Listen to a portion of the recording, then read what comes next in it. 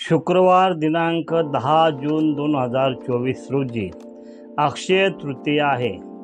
अक्षय तृतीयेच्या दिवशी जे काही आपण जप, दान, हवन असे जे काही आपण कर्म करतो त्याचे फल अक्षय असे असते, म्हणजे त्याचा कोणत्याही प्रकारे क्षय होत नाही, त्याचा कधीही नाश होत नाही। अक्षय तृतीयेच्या दिवशी सकाळी लवकर मंगल स्नान केल्यानंतर आपल्या घरातील देवांची देवपूजा, नित्यपूजा करायची आणि त्यानंतर घरातला जो कोणी कर्ता पुरुष असेल त्या कर्त्या पुरुषाने पितरांना उद्देशून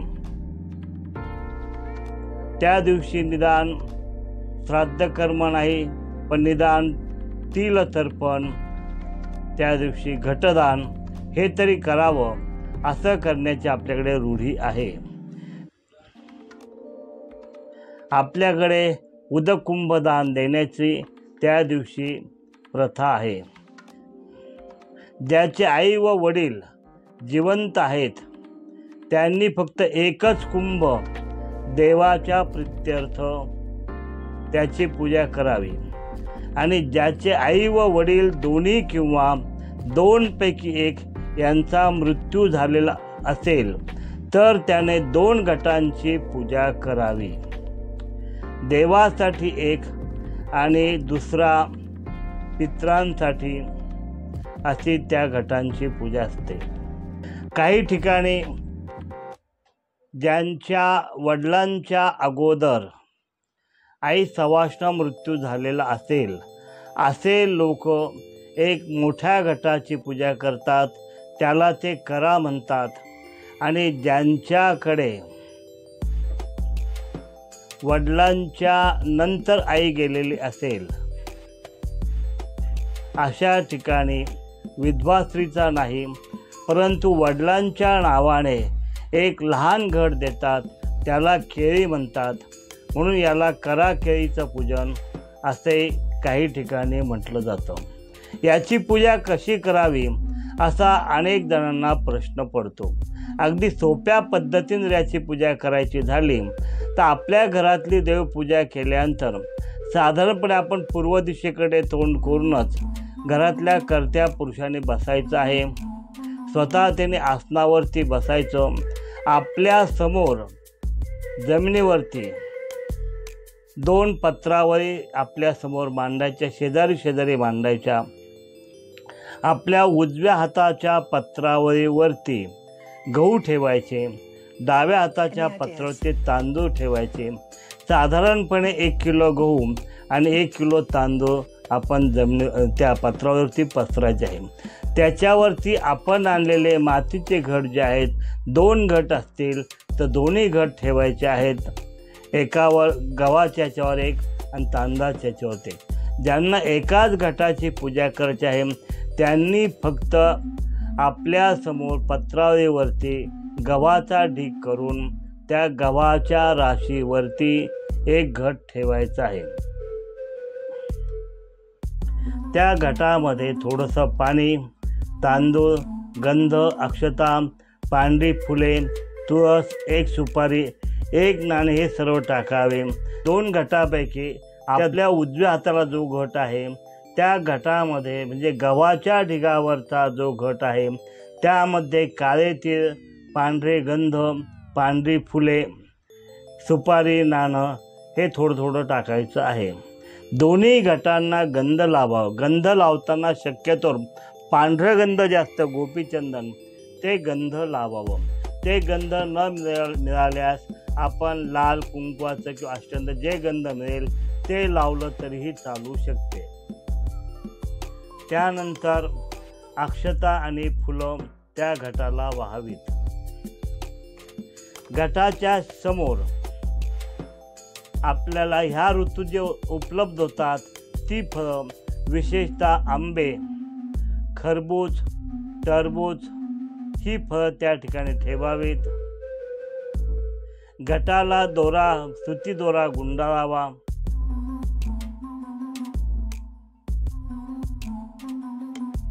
घटाच्या समोर नागरीच्या 2 पानांवरती ₹1 नाणं, त्याच्यावर हळकुंड, खारीक, सुपारी, बदाम, एखादी खोबऱ्याची वाटी, थोडासा गुळाचा खडा हे सुद्धा ठेवायचं आहे. त्याच्याच शेजारी योग्य अशी दक्षिणा ठेवायची आहे. हे सगळं करण्यासाठी शक्य असेल तर आपण एखाद्या गुरुजींना घरी बोलवावं. कालमानानुसार गुरुजींकडे तेवढा वेळ नसतो, त्यामुळे गुरुजींना सर्व यजमानांच्या घरी जाणं शक्य होत नाही. त्यावेळेस इतका पूजेचा भाग आपणच घरी करावा आणि त्यानंतर घटाची याप्रमाणे पूजा केल्यानंतर पुढील मंत्र म्हणायचा, प्रार्थना करायची, त्या घटाला हात लावायचे आणि नंतर आपल्या सोयीनुसार त्या दिवसभरामध्ये संध्याकाळपर्यंत जेव्हा शक्य होईल त्यावेळेस एखाद्या गुरुजींकडे दक्षिणेसह, सप्तधान्यासह आणि शिद्यासह हे सगळं घटातलं पाणी आपण तुळशीमध्ये किंवा चांगल्या ठिकाणी विसर्जन करायचं आणि हे सगळं गुरुजींकडे नेऊन द्यायचं आहे. किंवा आजच्या काळामध्ये आणखीन एक आपण त्या घटाचं करू शकतो. हे जे घट आहेत ते अनेक ठिकाणी झाडं लावतात. झाडं लावत असताना त्या झाडांना या दिवसात उन्हाळ्यामध्ये पाणी मिळणं आवश्यक असतं. अशा वेळेस त्या झाडांच्या ठिकाणी आपण जरी घट दिली तर ठिबक सिंचन पद्धतीने त्या झाडांना पाणी मिळण्यासाठी त्याचा उपयोग होऊ शकतो. त्याचप्रमाणे अनेक वेळा ह्या घटांचा उपयोग या आजच्या उन्हाळ्याच्या दिवसांमध्ये पक्ष्यांना पाणी पिण्यासाठी सुद्धा केला जाऊ शकतो. आजच्या काळामध्ये हे जे घट आहेत ते घट आपल्याला गुरुजींच्या घरापर्यंत नेताना अडचणी निर्माण होतात. त्यामुळे आपण ह्या घटांचा असा विनियोग केला तरी चालू शकतो. आपल्या इच्छेप्रमाणे आणि सोयीप्रमाणे आपण हे परंतु आपण पूजा केली, दक्षिणा, सप्तधान्यावरची स्वतंत्र दक्षिणा, शिद्यावरची स्वतंत्र दक्षिणा हे सगळं आपण आपल्या पितरांच्या उद्देशाने गुरुजींकडे आठवणीने निश्चितच नेऊन द्यायचं असतं आणि त्यात कुठल्याही प्रकारचा कृपणपणा, नको ती काटकसर करायची नसते. घटाची प्रार्थना करताना पुढील मंत्र आपण म्हणायचा आहे. एष धर्मो घटो दत्तो ब्रह्मा विष्णू शिवात्मकः. एष धर्म घटो दत्तो ब्रह्मा विष्णू शिवात्मकः. अस्य प्रदानात् तृप्यन्तु पित्रोऽपि पितामहा. अस्य प्रदानात् तृप्यन्तु पित्रोऽपि पितामहा. गन्धोदकतिलैर्मिश्रं सान्नं कुम्भं फलान्वितं पितृभ्यः सम्प्रदास्यामि अक्षयम् उपतिष्ठतु. गन्धोदकतिलैर्मिश्रं सान्नं कुम्भं फलान्वितं पितृभ्यः संप्रदास्यामि अक्षयम उपतिष्ठतु. या मंत्राचा अर्थ ब्रह्मदेव, विष्णू आणि शंकर यांचा जणू आत्माच असा हा धर्मकुंभ मी दान देत आहे. यामुळे माझे मृत पित्र संतुष्ट होत गंध, तीळ, अन्न, धान्य आणि फळे यांसह हा उदककुंभ पित्रांच्या प्रित्यर्थ मी दान देत आहे.